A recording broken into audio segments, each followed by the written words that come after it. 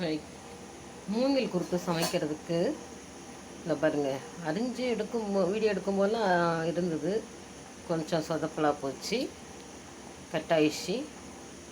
சமைக்கிறதுக்கான process நடந்துகிட்ருக்கு. எண்ணெய் ஊற்றியாச்சு, கடுகு போட்டாச்சு, கருவேப்பிலை போட்டுக்கலாம். கொஞ்சம் பட்டை லவங்கம் அதை எடுத்து வச்சுருக்கேன் பாருங்கள். ஒரு சின்ன துண்டு பட்டை, ஒரு 2 3 லவங்கப்பூ,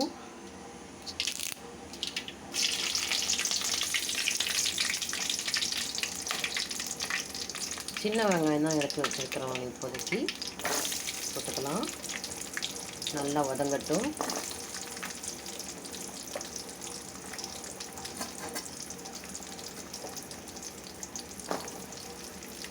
மூங்கில் குறுக்க அரிஞ்சு குக்கரில் வச்சு ஒரு 3 விசில் விட்டு வச்சுருக்குறேன். இது வதங்கட்டும்.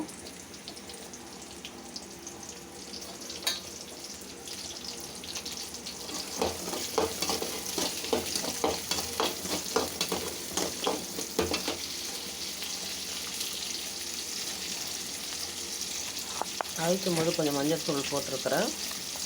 அதனால் சும்மா லைட்டாக போட்டால் மட்டும், வதங்குறதுக்கு மட்டும் போட்டால் போதும். மஞ்சள் தூள் போட்டாச்சு.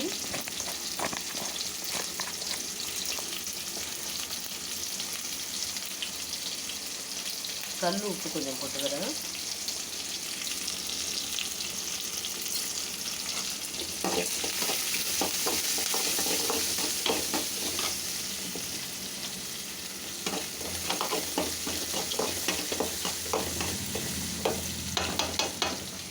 அது கூட கொஞ்சம் இஞ்சி பூண்டு விழுது போட்டுக்கலாம்.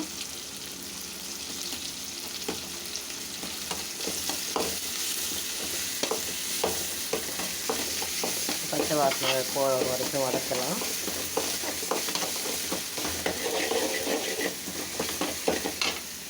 இது கூடவே ஒரு சின்ன சைஸ் தக்காளி, 3 தக்காளியை ஒரு அடி அடித்து வச்சுக்கிறேன் ஜாரில் போட்டு.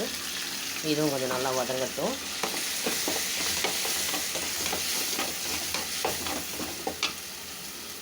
இது கூட கொஞ்சம் கரம் மசாலா போட்டுக்கலாம்.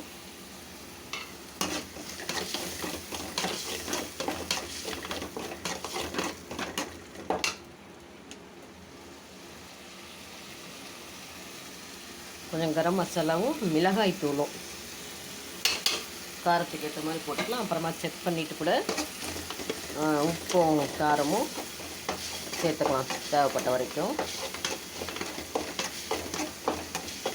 பச்சை வாசனை போட்டோம்.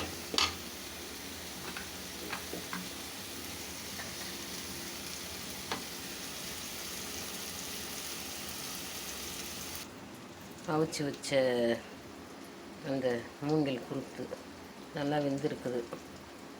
இதை எடுத்து இதில் கொட்டிக்கலாம்.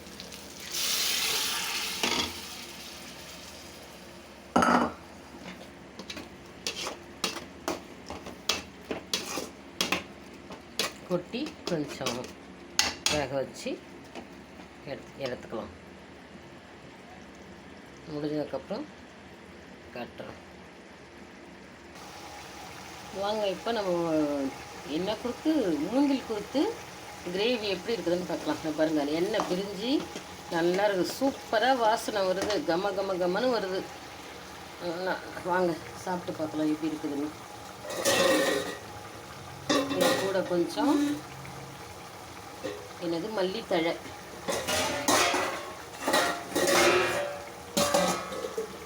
மல்லித்தழையை போட்டு இறக்கிடலாம். ஸ்டவ் நிறுத்திடலாம். நான் சாதத்தில் போட்டு சாப்பிட்றதுக்கு இது சரியாக இருக்கும்.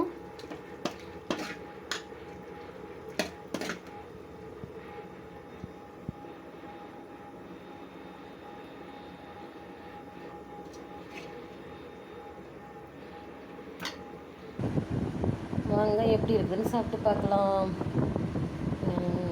மூங்கில் குறுக்கு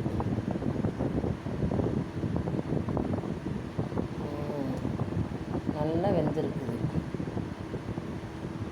வாசனை கறிக்குழம்பு மாதிரியே இருக்குது. சாப்பிட்டு பார்த்தா தான் தெரியும் எப்படி இருக்குது. காலை டிஃபனுக்கு கூட இந்த கிரேவி வச்சுக்கலாம். இட்லி, தோசை.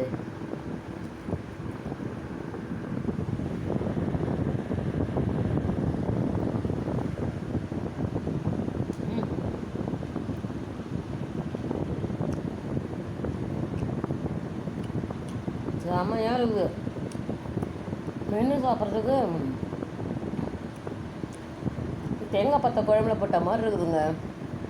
நல்லா சாஃப்டாகவும் இருக்குது, நல்லா வெந்திருக்குது, நல்ல ருசியாகவும் இருக்குது. கிராமத்தில் தான் பிறந்த வளர்ந்தோம். ஆனால் இத்தனை வயசு வரைக்கும் இதெல்லாம் தெரியாத போச்சு எங்களுக்கு. இப்போ தான் புதுசாக சாப்பிட்றோம். நல்லா இருக்குது. ஆமாம், நல்லா இருக்குங்க. உங்களுக்கு தொட்ட நீங்களும் இந்த மாதிரி சமைச்சு சாப்பிட்டு பாருங்கள். இப்போ நீண்ட நாள் ஜாயிண்ட் பெயின்க்கெல்லாம் நல்லதான். உடம்பு குத்தல், குடைச்சல், வாய்வு பிரச்சனை எல்லாத்துக்கும் நல்லதுன்னு சொல்கிறாங்க. சாப்பிட்டு பாருங்கள். தேங்க்யூ.